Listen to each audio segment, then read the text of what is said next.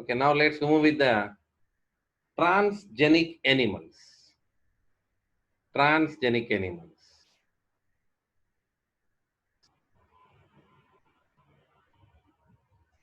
Okay, these are the animals whose genome has been altered by introduction of an extra foreign gene by manipulation.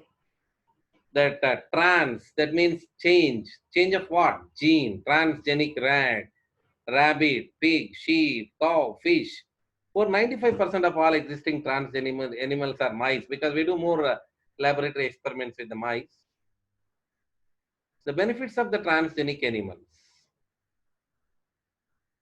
To study normal physiology and development, to study the contribution of the genes in the development of a disease, that for the biological products, the vaccine safety testing, chemical safety testing, which we can't do in case of human being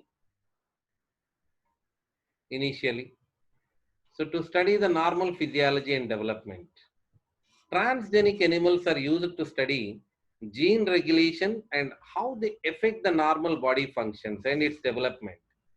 For example, study of complex factors such as insulin-like growth factor, the genes from other species that alter the formation of this factor are introduced and the biological effects are studied. This gives the information about the biological role of the factor in the body. To study the contribution of the genes in the development of a disease, the transgenic models help to investigate new treatments for human diseases. Like the example, transgenic models for many human diseases like cancer, cystic fibrosis, rheumatoid arthritis, and Alzheimer's. In all these cases, these particular transgenic models help to investigate the new treatments for the human diseases. Why mice? That is because 17,000 genes which are there in the mice, almost similar to the human being, which completely matches. That extra 13,000 makes the human being. They are very similar with mice. And we are converting them in the form of transgenic animals. Transgenic animals are used to produce biological products by introducing genes which codes for a particular product. This is the technical area. We get question from here that we already got previously. That means when we see this kind of general topics, you need to focus. Okay, for knowledge it's good, but we need to focus among this area which can be converted as question. This one will convert as question. Human protein like alpha 1 antitrypsin used to treat emphysema and the products for the treatment of phenylketonuria and cystic fibrosis.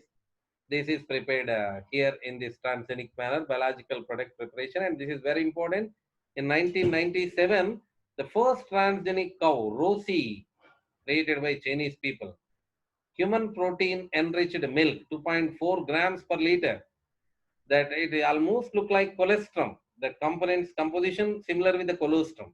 You know that what is colostrum, mother's milk, isn't it? It contains human alpha lactalbumin. It is nutritionally more balanced product for human babies than natural cow milk. Similar with composition of the colostrum. They prepared a cow, the transgenic cow, Rosie. That these two are the technical informations will we get as a question and examination. The vaccine safety testing, like transgenic mice are used to test the safety of the polio vaccine. If it is found to be reliable, they can replace the use of monkeys to test the safety of batches of the vaccine. Chemical safety testing, toxicity testing. Transgenic animals are made that carry genes which make them more sensitive to toxic substances than non-transgenic animals. They're exposed to the toxic substances and the effects studied, it gives immediate results for us. Okay, so that's all about the transgenic animals here, but ethical issues will raise in this particular area. The problems of unpredicted results that genetic modification may cause unpredictable in plants also. That more controversial thing is it BT brinjal, biotechnology brinjal. BT brinjal is creating vibrations in the country. That why? Because what kind of side effects will come, we don't know. The genetic modification may cause unpredictable results when such organisms are introduced into the ecosystem. Indian governments have set up organizations like Genetic Engineering Approval Committee (GEAC), which make decisions about the validity of the genetically modified research and the safety of genetically modified organisms for the public services. Still, it is going to be a bigger issue. We don't know what will happen. So that certain companies have got the patents for the products and technologies that make use of genetic materials, plants like that have been identified, developed, and used by farmers and indigenous people of a specific country, like basmati rice, herbal medicines like turmeric, neem. When they are patented, that will become problem for us for usage. Basmati rice has unique aroma and flavor, isn't it? India has 27 varieties of basmati. In 1997, an American company got patent rights on basmati rice through the US Patent and Trademark Office. It allowed the company to sell a new variety of basmati. It was actually derived from Indian farmer varieties. Indian basmati was crossed with semi-dwarf varieties and claimed as a novelty. Other people selling basmati rice could be restricted by the patent. So we are not much aware of these kind of patent. That's why we lost so many.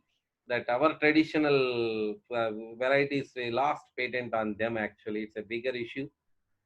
It is biopiracy. It is the use of bioresources by multinational companies and organizations without authorization from the countries and people concerned. Most of the industrialized nations are poor in biodiversity and traditional knowledge. The developing and underdeveloped world have rich biodiversity and traditional knowledge related bioresources. It has to develop laws to prevent unauthorized exploitation of the bioresources and traditional knowledge. The Indian Parliament has cleared the second amendment of the Indian Patents Bill that takes such issues into consideration, including patent terms, emergency provisions, and research and development initiative. Okay, so this is the general information about this particular area.